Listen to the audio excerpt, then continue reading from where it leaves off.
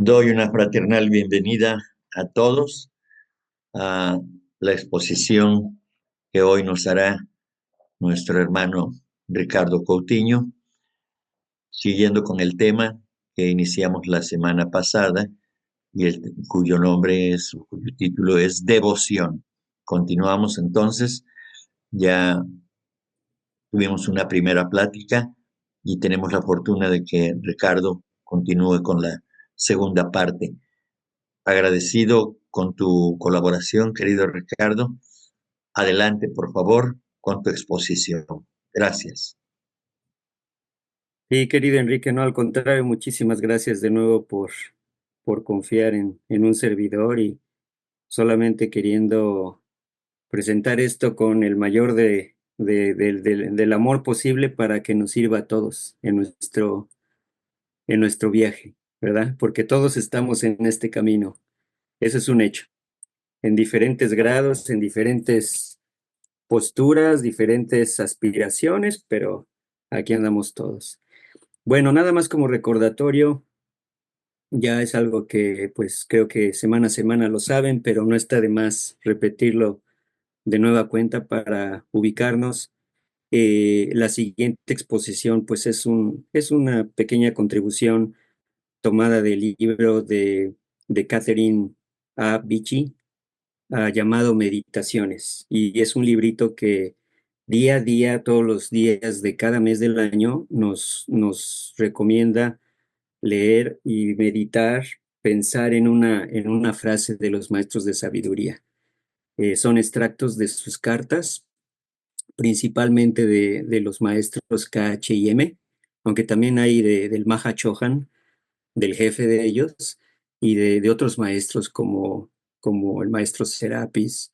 Y como sabemos, pues son cartas que en su mayoría se le dirigieron al señor Sinet, pero también hay cartas de Madame Blavatsky, hay una que otra de Subaru, etcétera, etcétera. Es un menú de más de 100 cartas y eh, eh, pues yo no soy ningún experto, pero a medida que leo más, me doy cuenta de la enorme, del enorme desarrollo que tienen los maestros y es algo que se nota en la forma en que escriben, ¿verdad? No nada más son cultísimos, sino que la profundidad de sus mensajes, la profundidad de sus palabras, deja clarísimo que son, pues que son entes, que son seres, almas muchísimo más desarrolladas que nosotros, ¿no? Deben ser realmente una fuente de inspiración para todos nosotros, ¿verdad? De que sí se puede llegar a esas alturas e incluso sabemos que ellos todavía siguen evolucionando, ¿verdad? No, todavía, ellos incluso dicen que el mismo señor Buda todavía sigue evolucionando y no está terminado, imagínense. Bueno, eh, como decía nuestro hermano Enrique, el mes de abril está dedicado a la devoción y a medida que sigamos estudiando el libro, vamos a ver que en los días que vienen y en los meses que vienen hay un menú de temas eh, organizados alrededor de un tema central, quiero decir, un menú de pensamientos y de extractos organizados alrededor de estos temas principales. Mañana es 9 de abril y bueno, esto está muy bien porque hoy vamos a ver los días 9 a 16. La charla pasada vimos de los días 1 a 8 de abril y van a ver que mientras vayamos transcurriendo la semana, y el fin de semana me parece que Chuy manda diariamente un pensamiento que son precisamente estos pensamientos de este libro y creo que hasta nos sirve como repaso, ¿no? Pero el primer día, que es 9 de abril, cosa curiosa, resulta que ya lo habíamos visto en la charla pasada como apoyo de otro pensamiento de otro día, pero pues obviamente me voy a permitir repetirlo porque es el pensamiento central de este día. Dice así el maestro KH, dice, podemos confiar en él es una carta, es la carta número 4 de noviembre de 1880 y dirigida al señor Sinnett, y se refiere a Henry Steele Olcott, uno de los fundadores, como sabemos, de la Sociedad Teosófica. Dice, hablando del tema de devoción, centrado en este tema, dice, podemos confiar en él en toda circunstancia, y su entregado servicio está dedicado a nosotros, tanto en la adversidad como en el éxito. ¿Dónde podemos encontrar una devoción igual? Es una persona que jamás pregunta, sino que solo obedece, que puede que cometa innumerables equivocaciones llevados de su excesivo celo, de su excesiva devoción a la causa teosófica, pero jamás se niega a reparar su falta, incluso a costa de la mayor de las humillaciones personales, que considera el sacrificio de la comodidad e incluso de la vida como algo que debe arriesgarse con alegría cuando sea necesario, que comerá cualquier cosa o incluso pasará sin comer, que dormirá en cualquier cama, que trabajará en cualquier lugar, que confraternizará con cualquier paria y que soportará cualquier privación por la causa. Son palabras que nos hacen pensar en la enorme devoción mostrada por el señor Olcott, y no menor la demostrada por la señora Blavatsky y otros hermanos de la época y de todos los tiempos en realidad, pero nos hace pensar en la enorme devoción, en el enorme sacrificio, pero aquí dice que lo hace con gusto, porque viene de una convicción sumamente profunda del fondo de su corazón, del fondo de su ser, por apoyar a la causa. Y eso es lo que más le importa al señor Olcott, más que cualquier cosa. Por eso dice que no le importa comer cualquier cosa o incluso no comer, dormirá en cualquier cama, trabajará en cualquier lugar, confraternizará con cualquier hermano, incluso un paria. La palabra paria quiere decir, pues, los más humildes, los más, vamos a decir, desprotegidos, los rechazados de la sociedad de alguna manera, y soportará cualquier privación por la causa, cualquier humillación, cualquiera, cualquiera acción adversa por la causa teosófica.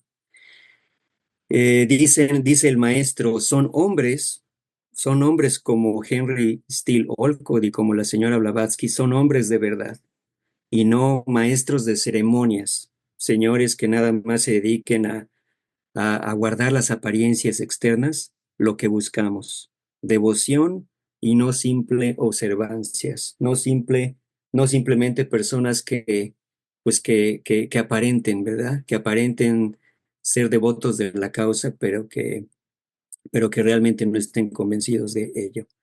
El siguiente día, que es abril 10, les recuerdo que las palabras que están en amarillo es el extracto en sí del día que estamos estudiando, y mi intención ha sido buscar esos extractos en las cartas y tratar de leerlas y de imaginar el contexto en el que fueron escritas, buscando materiales de apoyo y buscando realmente investigación un poquito para entender el contexto en que fueron escritas las cartas y ver cómo otros pensamientos de la propia carta o de otras cartas nos ayudan a apoyar el pensamiento central del día. El pensamiento del día 10 de abril dice lo siguiente: es una carta, la carta número 58, recibida en Madrás en marzo de 1883. Por cierto que muchas de estas cartas, como podrán imaginarse, pues fueron escritas y fueron recibidas en diferentes ciudades de la India, como Madrás, como Bombay, como Simla, también se menciona. Y pues son de finales del siglo XIX, cuando la Sociedad Teosófica se había ya fundado y tenía poquitos años, ¿verdad? Y se dieron todas estas correspondencias. Dice el pensamiento, dice el maestro Kach al maestro Sinnett, ¿puedo solicitarle otros dos favores personales e importantes? Primero, Tener siempre presente que en cualquier tiempo que sea y en todo lo posible, se hará siempre lo que se pueda por usted sin que lo pida. En consecuencia, nunca lo pida ni lo sugiera usted. Y sigue la carta. Y segundo, el segundo favor personal e importante que le pide el maestro al señor Sinet dice: segundo, recordar que, aunque personalmente y en su propio interés yo pueda estar preparado para hacer mucho, no estoy en modo alguno obligado a hacer nada parecido por los miembros de la Sociedad Teosófica Británica. De todos modos, le he dado a usted mi palabra de enseñarles nuestra filosofía, mediante su amable colaboración, si lo aceptan. Pero nunca me he comprometido a convencer a ninguno de ellos acerca del alcance de nuestros poderes, ni siquiera de nuestra existencia personal. El que ellos crean o dejen de creer en esto último, en verdad, es una cuestión de relativa importancia para nosotros, los maestros. Si ellos se han de beneficiar alguna vez de nuestra promesa, debe ser solo a través de usted y de los propios esfuerzos personales de usted. Ni tampoco podrá verme nunca en mi cuerpo carnal. Demasiado o demasiado poco se dijo y se demostró de nosotros. Y cuanto más se ponga en duda nuestra real existencia, mejor. En cuanto a experimentos y pruebas convincentes para los, aquí hay una faldita de ortografía, dice saducos, pero en realidad es saduceos, así tal cual estuvo en la carta, pero fue un error de mi parte. Dice: pruebas convincentes para los seduceos de Europa. Está hablando el maestro en forma un poco sarcástica. Para los seduceos de Europa y en general, especialmente para los de Inglaterra, esto es algo que hay que dejar completamente de lado en nuestro programa futuro. No es siempre halagador, querido amigo, ser colocado, incluso por aquellos que uno aprecia más, en el mismo nivel que los cascarones y los mediums, con motivo de los experimentos. Pensé que, afortunadamente, usted había superado esa etapa. Entonces, como podemos ver, la complejidad y lo intrincado que escribe el maestro, pero sin duda es de una riqueza profunda, ¿no? Realmente estas cartas son tan ricas que, para serles honesto, creo que la tenemos que leer varias veces para poder empezar a atisbar los mensajes profundos de los maestros. Creo que hay muchas cosas en este párrafo, pero lo que creo que más debemos de rescatar y alude a esos personales, a esos favores personales que el maestro le pide al señor Sinet, habla sobre todo del tema de los experimentos. Y dice aquí, no es siempre halagador, querido amigo, ser colocado, incluso por aquellos que uno aprecia más, en el mismo nivel que que los cascarones y los mediums. Como muchos de nosotros ya sabemos, en aquella época estaba en auge y en boga el tema del espiritismo. A muchas personas, pues de la aristocracia inglesa, americana, de ese tipo de personas, de esos círculos, se empezaron a, a, a interesar por el tema del espiritismo, pero para tratar tal vez de indagar qué hay en el más allá, influenciados por otros libros, por otras ideas de la época. Y entonces es cuando la Sociedad Teosófica se funda y aparecen los maestros que tienen contacto con la señora Blavatsky, con el señor Olcott, que se organiza el movimiento teosófico, y en muchas cartas y en muchos escritos los maestros se preocupan por esa situación con el espiritismo, por la forma en que no es verídico el conocimiento para el ocultismo. O sea, una cosa son los espíritus, digamos los espíritus planetarios, con mucho desarrollo espiritual, eh, los, los, los maestros, incluso los estudiantes de ocultismo, los estudiantes de teosofía, y otra cosa muy diferente son los espiritistas, los mediums. Por eso aquí dice el maestro, pues una cosa somos nosotros y el ocultismo y la verdad, y otra cosa son los mediums que pues en sus sesiones espiritistas pues nada más se dedican a traer a cascarones, pero que no son en realidad espíritus de los que haya que fiarse. El tema de los experimentos, como sabemos también la propia señora Blavatsky pues tenía ciertas dotes psíquicas y los maestros decían, pues bueno, no hay que fomentar el tema de los experimentos para alimentar la curiosidad y para reforzar la creencia de la teosofía en las masas. Porque incluso en una de las cartas el maestro le dice al señor Sinet, a medida que hagamos más fenómenos, sencillamente las masas van a querer más y cada día más y cada día más, y va a ser un juego de nunca acabar y va a ser una catástrofe.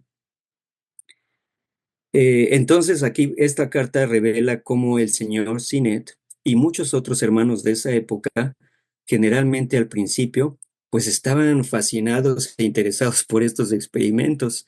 Y muchas veces el señor Sinet e incluso el señor Hume le pedían a los maestros ya tener el contacto directo con los maestros sin la intercesión de la señora Blavatsky y del señor Olcott. Había cierto celo en ese tipo de correspondencias y de relaciones, que incluso lo vamos a abordar un poquito más en otro de los pensamientos de este mes de abril. Ok, el siguiente día es abril 11 y dice el maestro nuevamente KH al maestro Sinet, esto es en la carta 30 que dice carta privada, es el detalle que dice que hace la referencia a esta carta número 30. Por cierto, esta numeración es conforme a la numeración que hizo Barker. Hay otra que hizo Gina Yaradasa, pero esta es la que hizo el señor Barker. Y dice el maestro KH, realmente usted, le dice al señor Sinet, usted ha estado trabajando por la causa sin interrupción durante varios meses y en muchas direcciones, pero no debe pensar, por el hecho de que no hemos manifestado nunca conocimiento alguno de lo que usted ha estado haciendo, ni porque tampoco nunca se lo reconocimos o se lo agradecimos en nuestras cartas, que somos desagradecidos o que ignoramos deliberadamente o por otra razón lo que usted ha hecho. Pues realmente no es así. Porque, continúa el maestro, aunque nadie debiera estar esperando agradecimiento por cumplir con su deber hacia la humanidad, esto es algo muy importante que nos han dicho y recalcado los maestros, nadie debería estar esperando agradecimiento por cumplir con nuestro deber hacia la humanidad y hacia la causa de la verdad, puesto que después de todo, el que trabaja para los demás, trabaja para sí mismo. Sin embargo, hermano mío, me siento profundamente agradecido a usted por lo que ha hecho. No soy muy efusivo por naturaleza, pero confío en demostrarle algún día que no soy un ingrato como usted piensa. Otra vez el maestro revela una situación ahí pues de cierta tensión entre el señor Sinet y los maestros. Eh, el señor Sinet y el señor Hume, así como otros, de alguna manera reflejan el estado evolutivo de la humanidad. Y hay que considerar una cosa, que ellos en realidad vinieron pues de la aristocracia inglesa, que en ese entonces se presumía pues la más letrada, la más culta de la época, la crema de la nata, vamos a decir. Y seguramente por razones kármicas estuvieron en contacto con la señora Blavatsky, con los maestros de sabiduría. De otra manera no se puede pensar, ¿verdad? Que de forma al azar estuvieron en contacto con ellos. Seguramente hay razones kármicas poderosas para ello, pero aún así considero importante decir que de alguna manera ellos representan a la debilidad humana, al estado evolutivo inferior de la humanidad. Y de alguna manera a veces incluso por prejuicios e incluso por diferencia de cultura, de raza, de lo que ustedes quieran, de condicionamientos, muchas veces el maestro le dice, usted no nos entiende claramente, no nos entiende fácilmente, porque sencillamente el ocultismo, por ejemplo, como sucede en el Tíbet, en el Oriente, en India, y la cultura occidental son muy diferentes. Entonces aquí creo que hay que rescatar el tema de que dice el maestro KH. No debemos realmente, cuando trabajamos en estos temas, de tratarnos de conocer a nosotros mismos, de superarnos, de avanzar en el sendero, de desarrollar nuestra etapa humana mejor, posiblemente hablando, de aspirar a aprender estas enseñanzas y ponerlas al servicio de la humanidad. Dice aquí el maestro, no deberíamos estar esperando ningún agradecimiento y no deberíamos idealmente buscar ninguna recompensa en hacerlo. De hecho, es algo que lo hemos repetido varias veces en estas reuniones de los martes. Debemos hacerlo porque es nuestro trabajo, nuestro deber, y por esa convicción y por esa devoción que vengan dentro del fondo de nuestro corazón. Claro, es mucho más fácil decirlo que hacerlo porque creo que para hacerlo se requiere un nivel de purificación de nuestros vehículos, de nuestra mente, de nuestras emociones, de nuestros cuerpos, de una manera muy importante. Y aparte es un proceso gradual. Ahí vamos a ver cómo también el maestro dice muchas veces paciencia, trate, inténtelo. Es un proceso gradual. Obviamente no se hace de la noche a la mañana, ni se hace de una vida a otra vida. Okay, el día 12 de abril, este es un extracto que viene en la carta número 7, dice aquí, incluida en una carta de Madame Blavatsky desde Bombay, 30 de enero de 1881. Y en este caso, el maestro Serapis le dice al señor Sinet, mi hermano es inteligente al no permitir que la radiante llama de su fe, acuérdense que estamos hablando de devoción, ¿verdad? Un tema, un concepto cercano a la fe. La radiante llama de su fe oscile como la rústica llama de una débil candela. Su fe le salvará y coronará sus mejores esperanzas. Y dice la carta número 7. Por cierto, cuando ustedes vean un paréntesis y 3 puntos suspensivos dentro del paréntesis, quiere decir que ciertas partes de la carta se han omitido, no porque sean o no sean importantes, sino porque de alguna manera tal vez no son relevantes para el caso que estamos viendo y estas ideas están pensadas en soportar al pensamiento del día. Entonces dice la carta, no se desanime, le dice al señor Sinet, porque todo es tan solo cuestión de tiempo, hablando de los procesos graduales de evolución espiritual, ¿no? Todo es cuestión de tiempo. El mundo no evolucionó entre dos monzones, mi buen amigo. Lo que decíamos, ¿verdad? La evolución no da saltos, es un proceso de millones y millones y millones de años.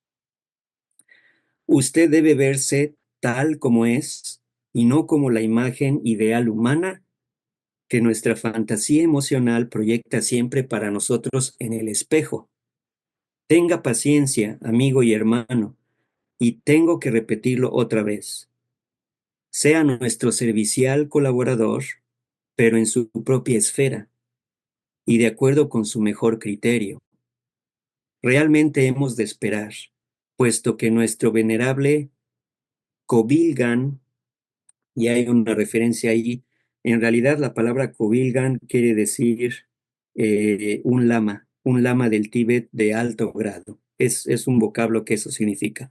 Nuestro venerable Kobilgan, con su sabia previsión, ha decidido que yo no tenga ningún derecho a animarle a usted para que entrara en un sendero donde tendría que hacer rodar la piedra de Sísifo. Ahorita vamos a explicar un poquito de la piedra de Sísifo. Cuando con toda seguridad usted se sentiría vacilante ante sus más sagrados y previos deberes. Sé que sus motivos son sinceros y verdaderos, y que se ha producido en usted un verdadero cambio en la buena dirección, aunque incluso para usted mismo ese cambio sea imperceptible. Y los jefes también lo saben, y ahora le he dicho todo lo que me está permitido decir. Más de una vez más de una vez, usted ya ha ayudado a esta sociedad, la sociedad teosófica, aun cuando no le diera demasiada importancia, y estos hechos están registrados. Y culmina el maestro en la carta diciendo, si tiene algo que decir o algo que preguntar, es mejor que me escriba y yo siempre contestaré a sus cartas. Pero por el momento, no pida fenómenos, otra vez el tema de los experimentos y los fenómenos. Por el momento no pida fenómenos, ya que son, perdón, solo esas despreciables manifestaciones las que obstaculizan ahora su camino. Aquí creo que lo más rescatable a decir es, hablando del tema de no permitir, aquí como dice el pensamiento, que la radiante llama de su fe oscile como la rústica llama de una débil candela, su fe le salvará y coronará sus mejores esperanzas. Aquí lo que creo que vale la pena rescatar es el hecho de que aun cuando los maestros tratan de enseñarle al al señor Sinet, el tema de la teosofía y del mundo oculto, de alguna manera se ve que el señor Sinet pues le cuesta trabajo, como nos cuesta a todos nosotros trabajo, abandonar nuestros hábitos por el apego que tenemos en nuestras vidas, ¿verdad? Por eso aquí dice el maestro, eh, no tenía ningún derecho a animarle a usted para que entrara en un sendero donde tendría que hacer rodar la piedra de Sísifo. Usted se sentiría vacilante ante sus más sagrados y previos deberes. La piedra de Sísifo o el mito de Sísifo me parece que es un mito de Grecia en donde habla sobre el progreso, el desarrollo espiritual. Y Sísifo, eh, con gran esfuerzo, hace rodar una piedra colina arriba, y ya cuando va a llegar a la cima de la colina, vacila y la piedra rueda cuesta abajo y Sísifo tiene que empezar de nuevo y con tremendo esfuerzo de nuevo lleva la roca hasta casi la cima de la colina y vuelve a fracasar, vuelve a vacilar y la roca vuelve otra vez cuesta abajo al inicio de la colina. Y muchas veces estamos así, porque pues en nuestra debilidad humana vacilamos, ¿verdad? Pero el tema de abril es la devoción, la fe, esa fe inquebrantable que tenemos que cultivar por convicción a la causa. Abril 13, dice el pensamiento del maestro K.H., la ferviente fe, hablando otra vez de la fe, de la devoción, la ferviente fe en la verdad puede socavar montañas de ignorancia y prejuicio. Coloquialmente escuchamos en nuestras conversaciones de nuestros padres, abuelos, amigos, etcétera, etcétera, coloquialmente hemos escuchado la frase, la fe mueve montañas. Es algo que pensé luego al leer este pensamiento. La semana pasada en la carta 93 veíamos cómo el maestro habla sobre la desconfianza y el prejuicio y cómo dice la desconfianza y el prejuicio son contagiosos. ¿Se acuerdan cuando veíamos el tema de Subaru y aquel arqueólogo famoso inglés que hablaban sobre el tema de calcular el año en que había desencarnado el señor Buda y cómo había cierto roce entre Subaru y los ingleses y cómo se había contagiado y cómo había cundido esa desconfianza y ese prejuicio, sencillamente porque era un choque cultural muy fuerte de los indos con los ingleses, ¿verdad? La Carta 44, la cual veremos un poquito en forma relativamente más amplia más adelante, nos recuerda también, solo aquellos que han demostrado ser fervientes devotos de la verdad, se les permite una mayor relación con los Mahatmas. También es un pensamiento que apoya a esta meditación del día 13. Y finalmente la carta 85 de KH dice aquí a uno de los vicepresidentes o consejeros de la rama Londres de la Sociedad Teosófica, el maestro KH le dice al señor Sinet lo siguiente, que creo que también apoya el pensamiento del día 13. Dice, dicha señora se está refiriendo a la señora Anna Kingsford. La señora Anna Kingsford fue inglesa, fue teósofa, fue contemporánea de Madame Blavatsky y del señor Olcott de aquella época y fue pues una señora, por lo que leí, una señora muy entregada a la causa teosófica, de tal manera que se postuló como presidente de la rama Londres de la Sociedad Teosófica. La rama Londres de la Sociedad Teosófica me parece que fue la precursora de la Logia Londres, la famosa Logia Londres de la Sociedad Teosófica, que en aquellos años también fue todo un proyecto, ¿verdad? Eh, y hay varias cartas que relatan al respecto, pero dicha señora, refiriéndose a la señora Kingsford, está calificada para el propósito que todos abrigamos en nuestro corazón, es decir, la propagación de la verdad y la destrucción del burdo materialismo y los ciegos prejuicios y el escepticismo. El único objetivo por el que hay que esforzarse es el mejoramiento de la condición del hombre mediante la difusión de la verdad.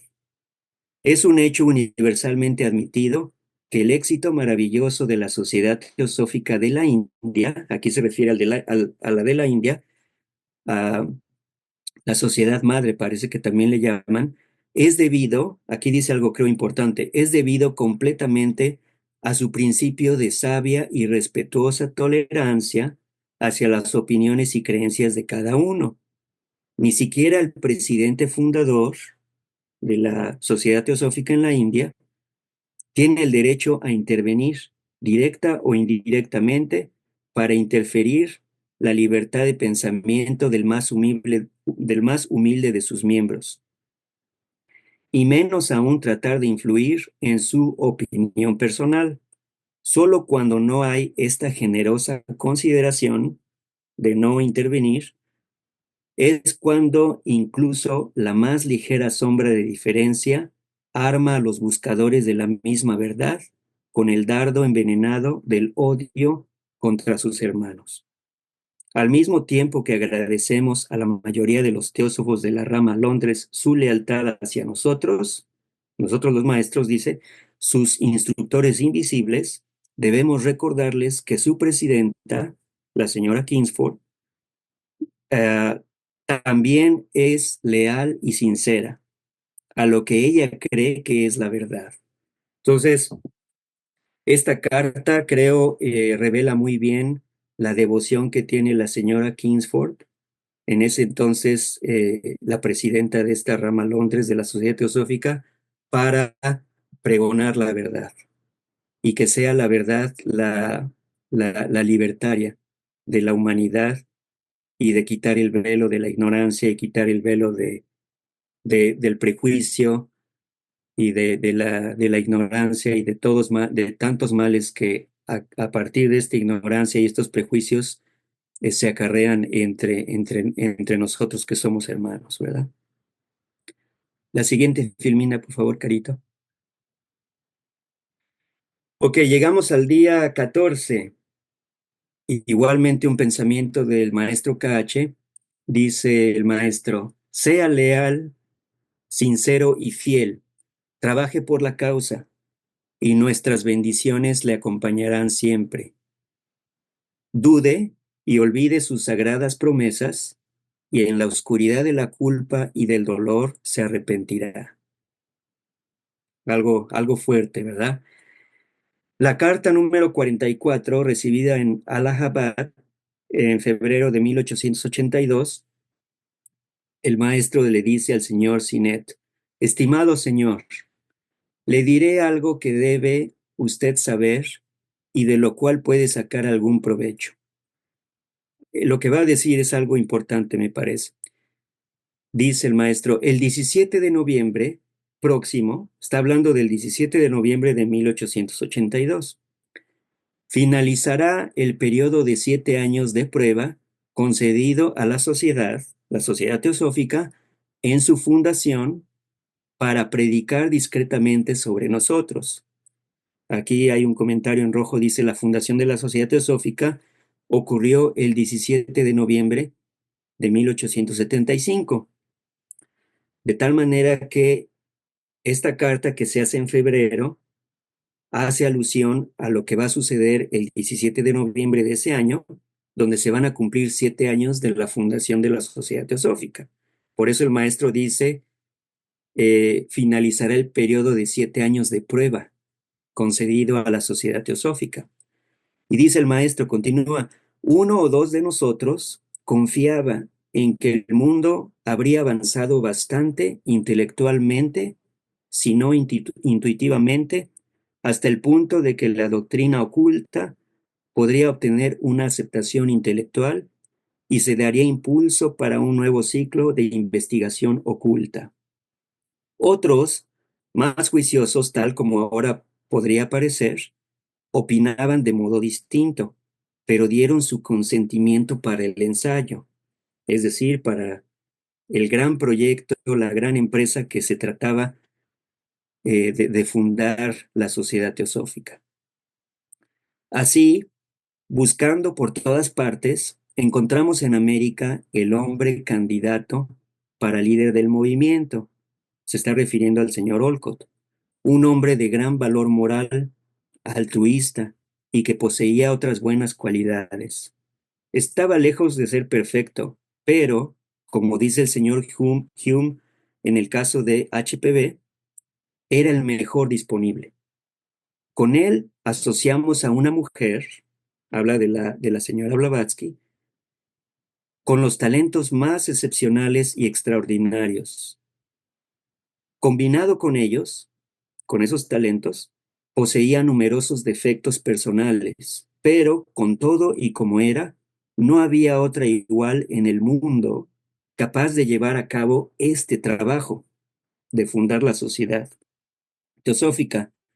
La enviamos a América, hicimos que se encontraran y empezó la prueba. Desde el principio, tanto a ella como a él se les dio a entender claramente que el resultado dependía enteramente de ellos. Imagínense, imagínense tamaña empresa, ¿no? De fundar la Sociedad Teosófica y la responsabilidad que ello significaba. Dice el maestro: durante 6 años y medio han luchado contra tantas dificultades que hubieran hecho desistir a cualquiera que no actuase con la desesperación del que arriesga la vida y todos los bienes, en un supremo esfuerzo desesperado. Aquí también el maestro dice a la señora Blavatsky, el señor Olcott, han luchado con tantas dificultades que hubieran hecho desistir a cualquiera que no actuase con la desesperación, podríamos decir devoción, pero es la desesperación que viene como causa de esa devoción a la causa. Unas palabras muy bellas del maestro, como lo redacta aquí: la desesperación del que arriesga la vida, del que se juega el todo por el todo para la causa.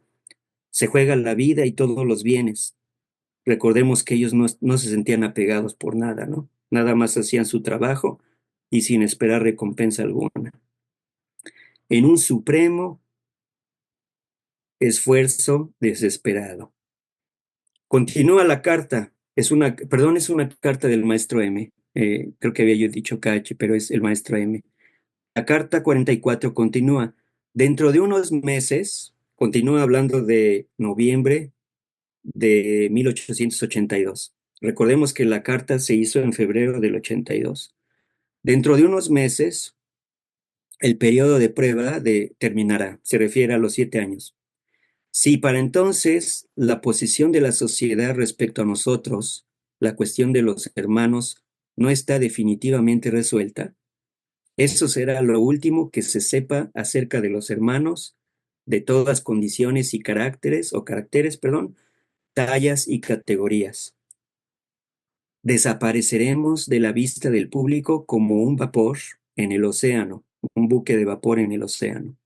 Solo aquellos que han demostrado ser fieles a ellos mismos y a la verdad, desde el principio hasta el fin, se les permitirá una ulterior relación con nosotros, y ni siquiera a ellos, a menos que, desde el presidente para abajo, se refiere a las logias, no se comprometan, mediante la más solemne promesa de honor, a guardar a partir de entonces el secreto más inviolable acerca de nosotros, de la logia y de los asuntos tibetanos, ni siquiera contestando a las preguntas de sus amigos más íntimos, aunque el silencio pudiera probablemente ser considerado como una apariencia de fraude sobre todo lo que ha trascendido. En tal caso, el esfuerzo se suspendería hasta el comienzo de otro ciclo septenario. Aquí hay algo para seguir investigando y ver la profundidad de esto, dice el maestro M, hasta el comienzo de otro ciclo septenario. Cuando, si las circunstancias fueran más propicias, pudiera hacerse otra prueba bajo la misma o bajo otra dirección. La interpretación que creo se puede dar a esta carta, a estos párrafos, nos habla el maestro de la enorme prueba por la que iba a pasar la Sociedad Teosófica a 7 años de su fundación, de probar digamos, el valor y la eficacia de mantenerse o no mantenerse en vida. Y por eso aquí el maestro dice, pues va a depender de la devoción y va a depender de sus esfuerzos de sus miembros, ¿verdad? Si no aprovechamos esta oportunidad, creo que por eso habla del ciclo septenario, podemos perder esta oportunidad y sencillamente el umbral de esta oportunidad pudiera cerrarse hasta quién sabe cuándo en el futuro. Pudieran pasar miles o millones de años tal vez hasta que se pudiera dar otra oportunidad. Creo que esta carta apoya al pensamiento del día 14, donde dice el maestro Cache, trabaje por la causa y nuestras bendiciones le acompañarán siempre. Pero por el contrario, dude y olvide sus sagradas promesas y en la oscuridad de la culpa y del dolor se arrepentirá. Creo que aquí el mensaje que nos dan los maestros es, ojalá que aprovechemos esta oportunidad de estos escritos, de estos estudios, de estas enseñanzas, porque si los desaprovechamos en esta vida o en vidas siguientes, podemos arrepentirnos, ¿verdad? Y quién sabe hasta cuándo, en otro ciclo septenario, dice el maestro, se pueda dar la oportunidad con reglas semejantes o con otras reglas. Creo que, creo que ese es el tema que nos lleva a reflexionar este pensamiento. Llegamos al día 15, ya nada más nos faltan 2 días. El día 15, en la carta número 2 de octubre de 1880, el maestro Cache nos dice algo acerca de la vida del aspirante, del discípulo, del chela, del estudiante de teosofía. Dice el maestro Cache, ¿hay alguno de ustedes tan ansioso de conocimiento y de los poderes benéficos que éste confiere, que esté dispuesto a abandonar su mundo y venir al nuestro? Por cierto, este pensamiento también ya lo habíamos abordado la semana pasada, pero para este pensamiento del día 15 de abril, creo que checa de manera muy, muy buena. Dice el maestro, si es así, que venga. mas no debe pensar en regresar hasta que el sello de los misterios haya cerrado sus labios. Que venga, por supuesto, como el discípulo que viene al maestro y sin condiciones, o que espere, como tantos otros lo hacen, y que se contente con aquellas migajas de conocimiento que puedan caer en su camino. Y suponiendo que ustedes llegasen de ese modo, tal como ya llegaron dos de sus compatriotas, como lo hizo Madame Blavatsky y como lo hará el señor Olcott, suponiendo que ustedes lo abandonaran todo por la verdad, que se afanaran denodadamente durante años, ascendiendo por el arduo y escarpado camino, sin dejarse amilanar o desilusionar por los obstáculos, firmes ante toda tentación, si guardaran fielmente dentro de su corazón los secretos que se les hubiera confiado como prueba, si hubieran trabajado con toda su energía y entrega para difundir la verdad y hacer que los hombres piensen y vivan con rectitud, ¿pensaría usted que sería justo que, después de todos los esfuerzos de ustedes, nosotros concediéramos a Madame Blavatsky o al señor Olcott como no afiliados las condiciones que ahora piden para ustedes mismos? De estas dos personas, señora Blavatsky y señor Olcott, una ya nos ha hecho entrega de las 3/4 partes de su existencia, se refiere a la señora Blavatsky, y el otro, 6 años de lo mejor de su vida, se refiere al señor Olcott, y los dos seguirán trabajando así hasta el fin de sus días, como lo hicieron. Aunque siempre trabajan con derecho a una merecida recompensa, sin embargo nunca la piden, ni jamás se quejan cuando se sienten decepcionados. Aunque cada uno de ellos respectivamente hiciera mucho menos de lo que hacen, ¿no sería acaso una palpable injusticia prescindir de ellos en el importante campo del esfuerzo teosófico, tal como se ha insinuado? La ingratitud no es uno de nuestros defectos, ni tampoco imaginamos que usted desearía aconsejárnosla. Aquí el maestro habla de la enorme devoción de nueva cuenta, del enorme sacrificio y entrega del señor Olcott y de la señora Blavatsky en tantos años que se entregaron por la causa teosófica. Y también la carta revela cómo también había ese celo de nuevo, e- esa, ese, esas tensiones entre el señor Sinnett e incluso más marcadamente con el señor Hume, de que incluso le llegaban a pedir a los maestros que se comunicaran directamente con ellos sin intercesión de la señora Blavatsky y del señor Olcott. Entonces aquí el maestro sale en defensa de ellos y dice, es un ejemplo para todos ustedes, ¿no? ¿Y por qué vamos a ser desagradecidos con ellos cuando con tanta devoción y entrega han dedicado su vida sin, sin pedir ninguna recompensa por la causa teosófica, por por la propagación de la verdad y por ayudar al género humano? Abril 16. Llegamos al último día. Aquí abordamos un poquito la carta 54 recibida en Simla, otra ciudad de la India, en octubre de 1882. Simla es una ciudad que me parece está al norte de la India. En aquella época y tal vez hoy es famosa porque, pues, la India es un país de mucho calor, de clima tropical, y Simla está con cierta elevación sobre el nivel del mar, eh, y pues muchas personas iban para allá para refrescarse, ¿verdad? Tratando de huir, vamos a decir, de los veranos tan calientes en ciertas partes de la India. Simla es una ciudad que se menciona en varias cartas de los maestros. El pensamiento del día 16 está marcado en amarillo, pero a manera de contexto voy a leer unos parrafitos que dan paso a- al contexto en que se da el pensamiento de este día. Y nos dice el maestro Cache, y ahora hablemos de C.C. Massey. C.C. Massey fue otro teósofo inglés, se refiere al señor Charles Carlton Massey. Este teósofo inglés resulta que fue otro de los fundadores de la Sociedad Teosófica. Recordemos que no nada más fue la señora Blavatsky y el señor Olcott, también estuvo William Q. George, y también resulta que este señor Massey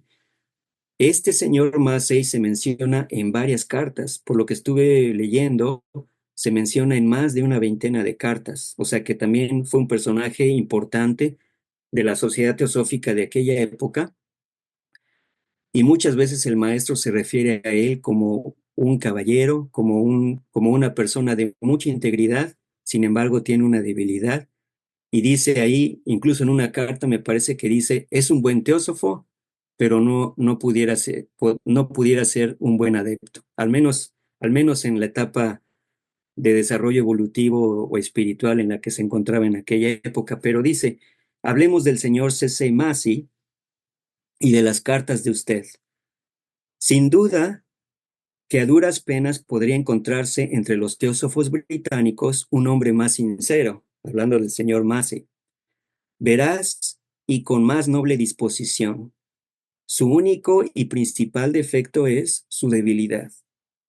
Si él se enterara algún día de cuán profundamente ha agraviado en pensamiento a HPB, ningún hombre se sentiría más desgraciado por ello. El hecho es que, hasta la última y suprema iniciación, todo Chela, e incluso algunos adeptos, es abandonado a sus propios medios y recursos. Nosotros hemos de librar nuestras propias batallas, y el conocido dicho de que el adepto se hace a sí mismo, nadie lo hace, es cierto al pie de la letra. Puesto que cada uno de nosotros es el creador y el productor de las causas que conducen a estos o aquellos resultados, no tenemos más que cosechar lo que hemos sembrado.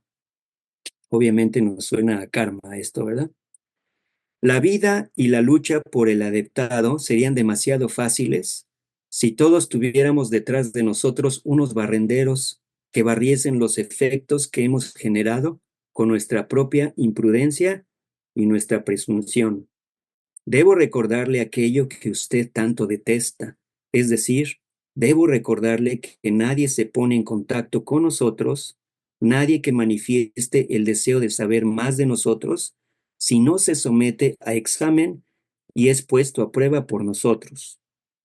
Por ello, ni siquiera C.C. Massey, al igual que cualquier otro, podría escapar a su destino. Ha sido tentado y se le permitió ser engañado por las apariencias y que fuera presa fácil de sus debilidades, la sospecha y la falta de confianza en sí mismo.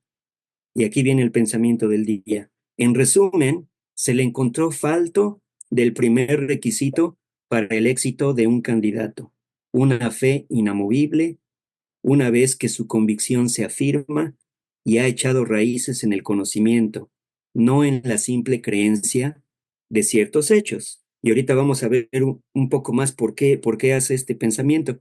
Esto no lo dice el maestro, este párrafo es el contexto de la carta. Dice, lo anterior probablemente se refirió a una situación que surgió a finales de 1882. C.C. Massey había comenzado a sospechar de la señora Blavatsky debido a maquinaciones de otros dos personajes, del doctor Billing y de Corey John Chintamon. Me parece que este último era indo. Este último le mostró a él, es decir, al señor Massey, ciertas cartas, supuestas cartas, que supuestamente venían de la señora Blavatsky. Recordemos que la señora Blavatsky pues fue sujeta a muchas calumnias, muchas mentiras, muchos complots. Y este era uno de ellos, incriminándola a la señora Blavatsky como la creadora de un engaño en relación con los Mahatmas. En esta misma carta número 54, el maestro KH escribe, estoy moralmente obligado a tranquilizar mediante la bondadosa intervención de usted, el ánimo de Cecil Massey con relación al engaño del que se creyó objeto por parte de HPV. Él parece pensar que ha conseguido pruebas de ello absolutamente irrecusables, y yo digo que no las tiene. Lo que ha conseguido es simplemente la prueba de la villanía de algunos hombres y ex teósofos como Harry Chand Chintamon de Bombay y ahora de Manchester y de otras partes.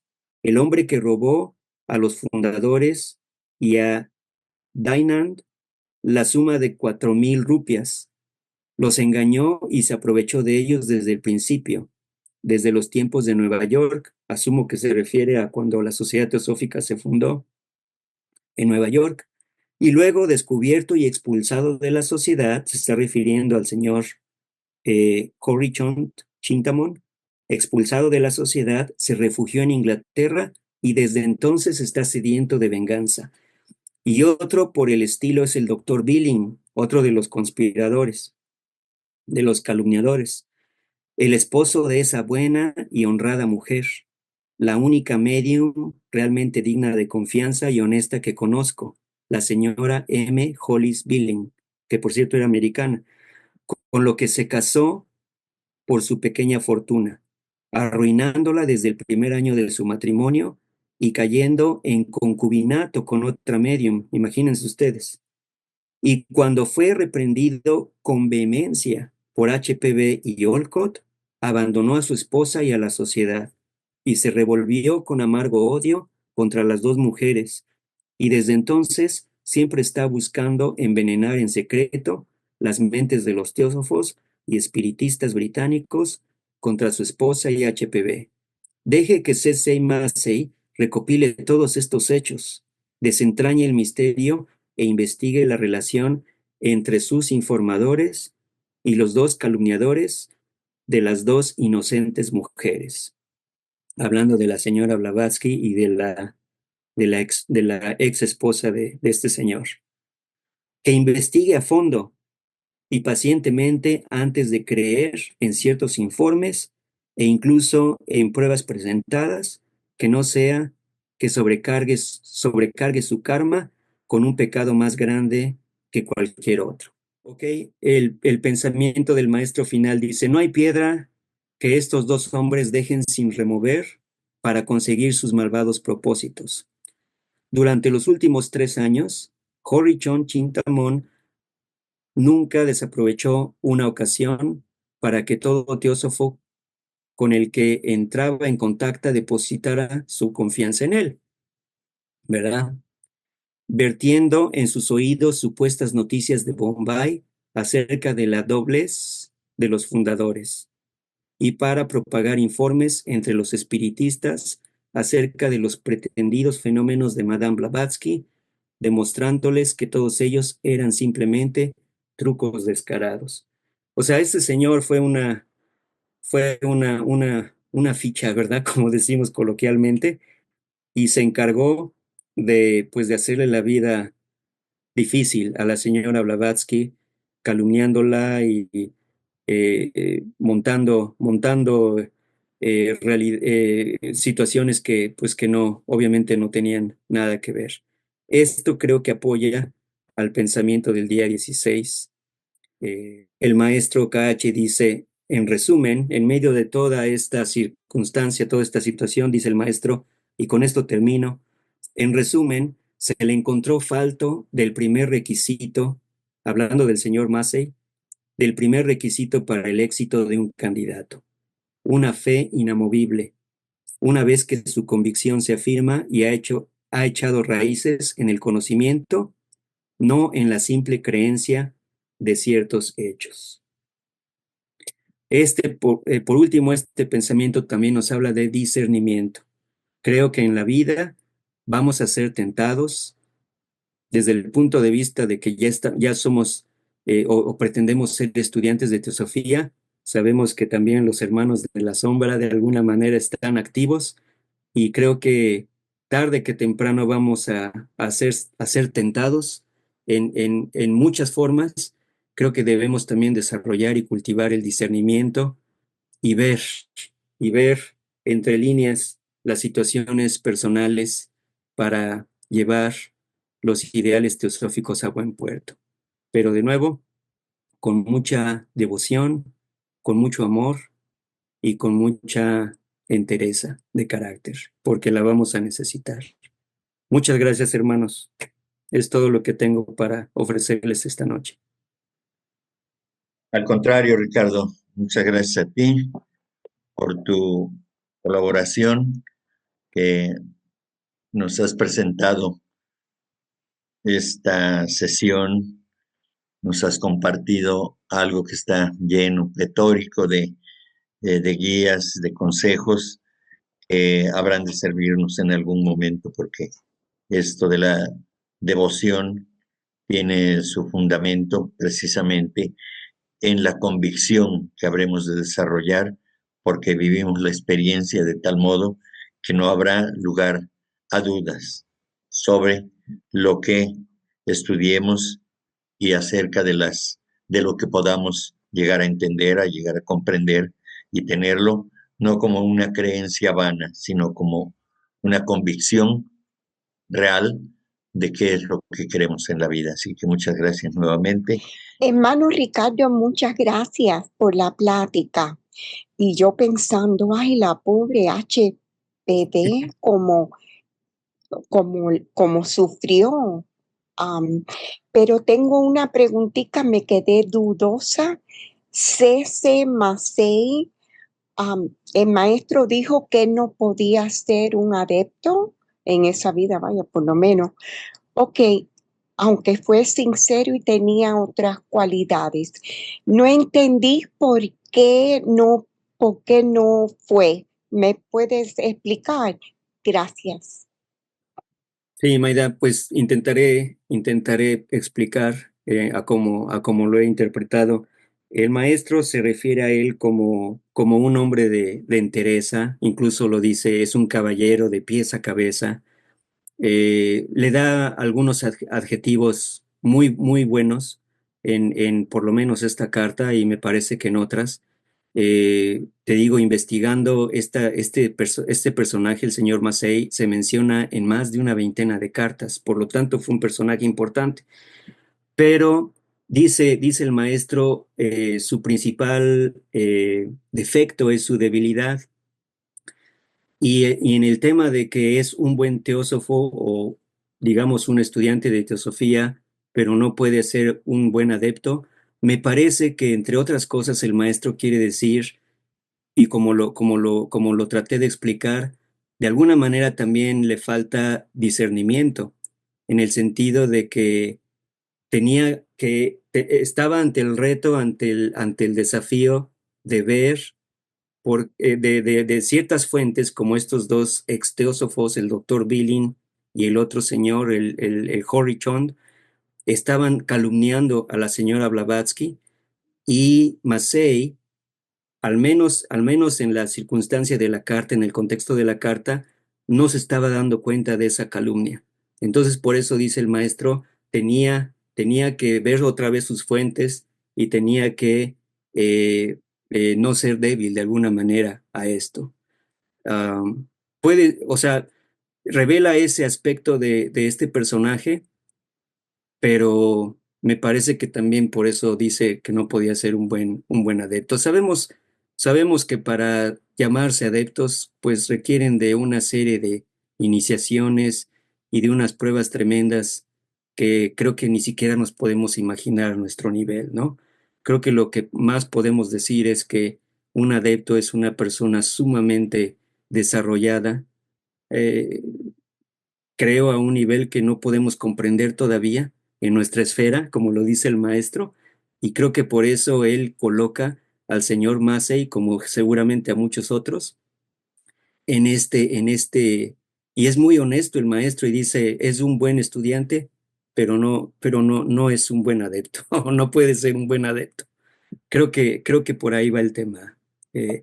Muchas gracias, Ricardo. Ahora Te entiendo. confieso, Maida, te confieso que el tema de las cartas de los maestros creo que nos llevaría toda la vida y más estudiarlas, porque son tan profundas y también la complejidad es que estamos hablando que son cartas que se escribieron hace 150 años en un contexto que muchas veces es difícil imaginarnos.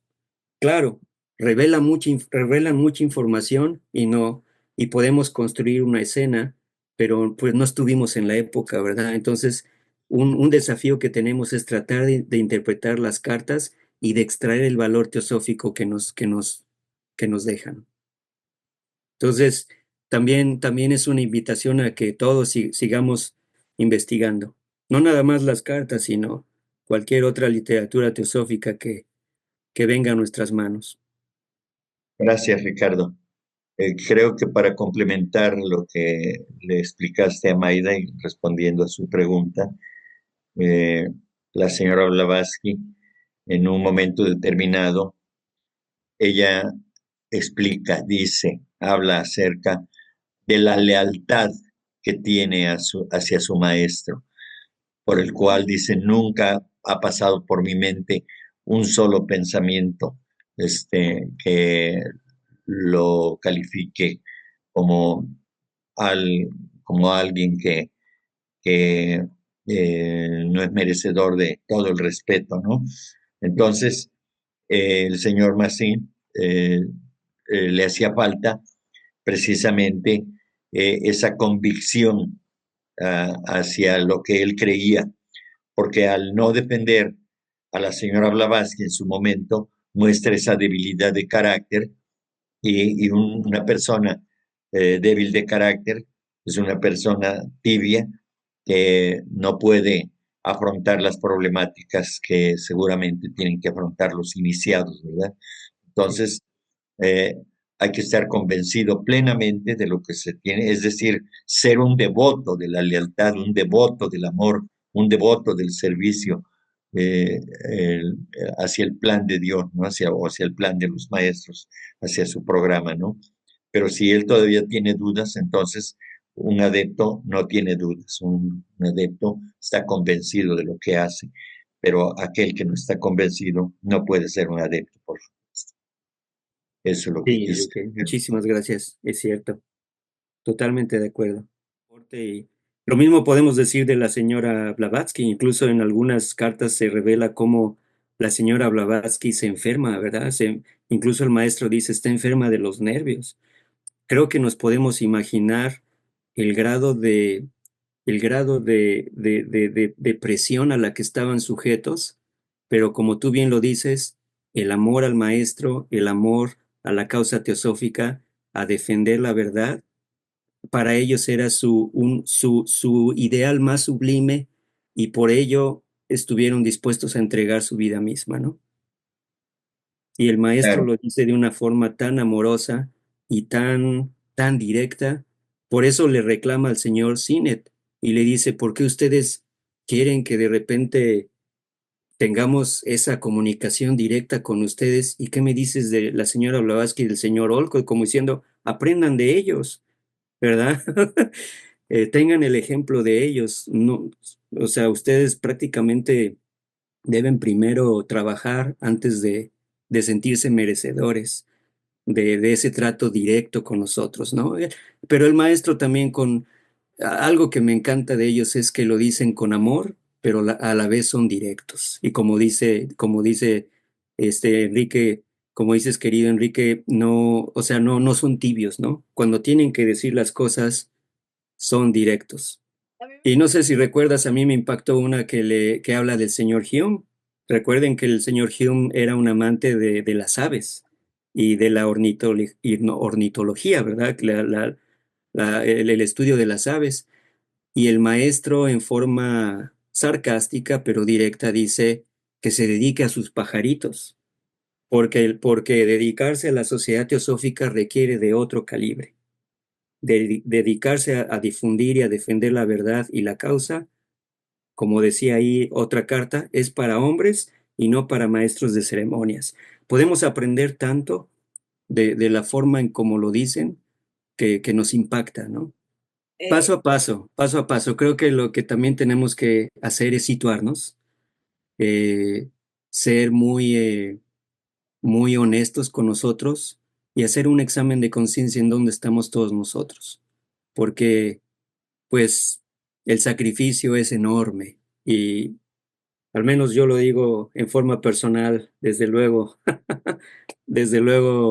o sea, es algo que te pone a reflexionar y dices, wow, como dice Maida, acuérdate del ciclo, de otro ciclo septenario.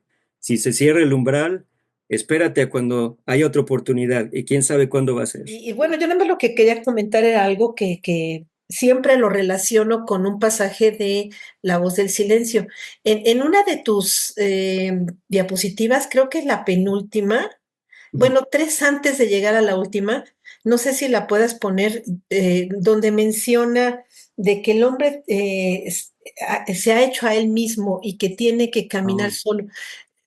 Ajá, donde dice, nosotros hemos de liberar nuestras propias batallas. Bueno, eso yo lo pondría en un póster gigantesco en cada habitación. Me impactó tanto esta frase que la tengo en un cuadro en mi espacio de meditación y dice, nosotros hemos de librar nuestras propias batallas. Y fíjate que, bueno, antes de continuar, hay una imagen que luego se las voy a compartir. Está muy bella, es donde un hombre, pero así solito, va arriba de una montaña y obviamente se ven arcoíris y se ve hermoso, es un paisaje, pero como si estuviera de bachánico, casi, casi, ¿no? Pero él va solo. O sea, mm, a pesar de que está en un lugar muy hermoso, pero él va solo, se siente como que tiene que ir solo, ¿no? Y ujú. en eso, ahí en esa imagen, pues yo puse precisamente Este este pensamiento. pronunciamiento que dice, nosotros hemos de librar nuestras propias batallas y el conocido dicho de que el adepto se hace a sí mismo, nadie lo hace. Es cierto al pie de la letra, puesto que cada uno de nosotros es el creador y el productor de las causas que conducen a estos o a aquellos resultados, no tenemos más que cosechar lo que hemos sembrado. Qué extraordinario. Y fíjate que cuando Ujú. estaba yo viendo estaba yo al mismo tiempo viendo unas cosas en el libro de la voz del silencio. Y hace cuenta, abro el libro de la voz del silencio y me aparece esta frase que hace cuenta que lo complementa y te voy a decir lo que dice. Obviamente yo la puse en una imagen increíble que dice así, como te dije, va el hombre caminando hacia la montaña y va el pensamiento que acabamos de leer, ¿correcto? Ujú. Pero dice abajo, prepárate porque tendrás que caminar solo. El maestro no puede hacer más que indicar el camino, pero va a tu lado cubierto por la sombra de su luminosidad. La voz del silencio.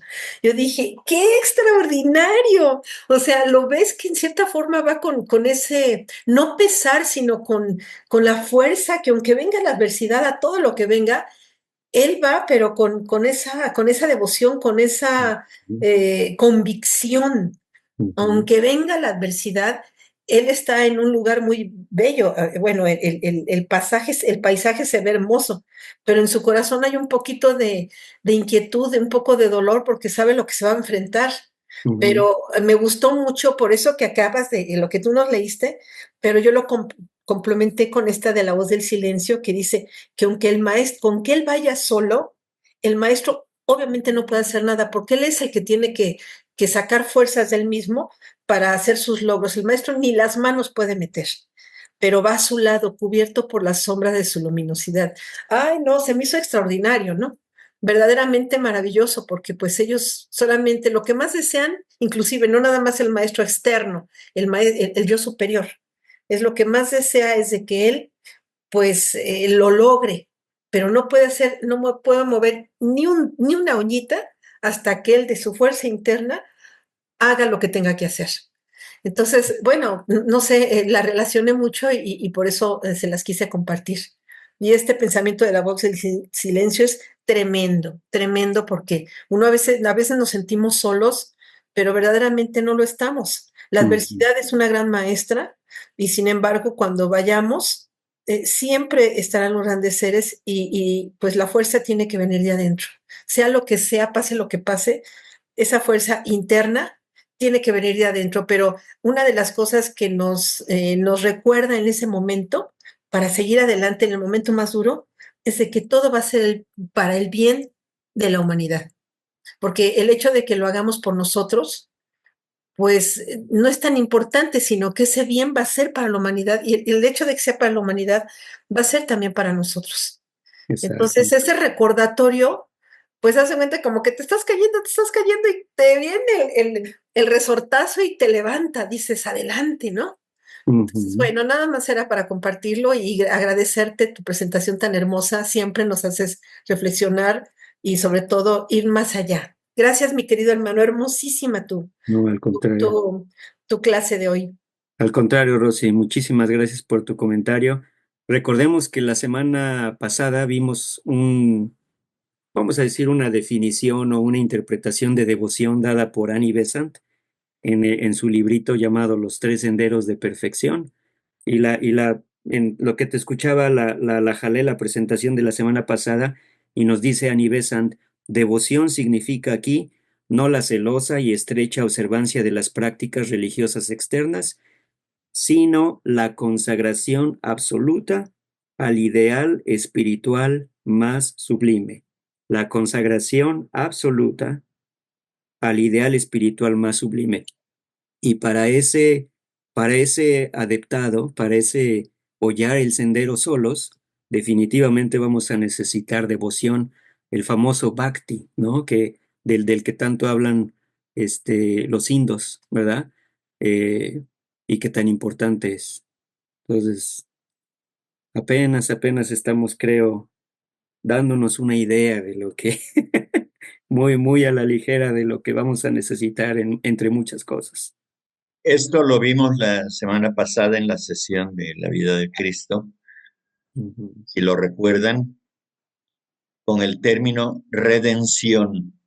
Eso es la redención.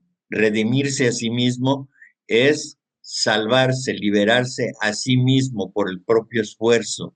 Es eso, justamente. Cada uno de nosotros tiene que librar sus propias batallas. No hay nada. La fuerza del espíritu es la que lo acompaña a uno.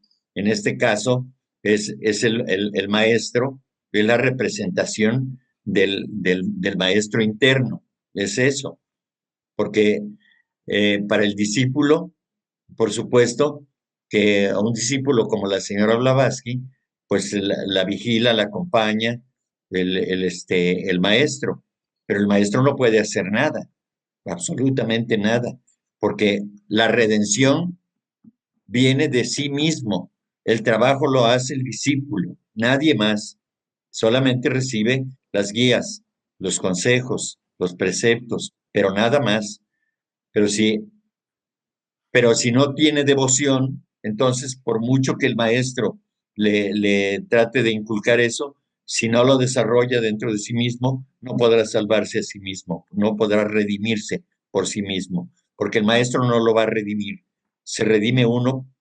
Muy bien, pues con esto ya nos despedimos. Muchas gracias a todos, especialmente gratitud para Ricardo por su colaboración y como